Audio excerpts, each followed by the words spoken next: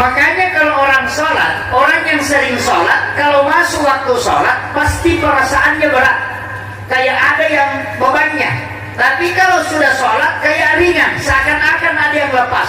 Itu hikmah sholat. Karena Nabi mengatakan, ketika hamba Allah ingin melaksanakan sholat, Allah mengambil dosa-dosa yang dia lakukan, dia letakkan di pundaknya dan di kepalanya. Kalau dia ruku dan sujud, maka berjatuhanlah dosa itu sebagaimana dedaunan dari tangkai kayu. Tapi Rasulullah mengatakan ada dosa yang tidak dihapuskan oleh sholat, Allah kumpulkan, nanti dia sholat Jumat baru dibersihkan. Makanya sholat Jumat itu penghapus dosa selama 1 pekan. Sholat fardu penghapus antara waktu sholat dengan sholat. Kalau Ramadan penghapus antara 1 tahun ke 1 tahun.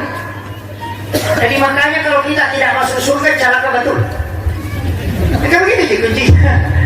Celaka betul itu Pak. Nah kita sudah dicuci berapa kali?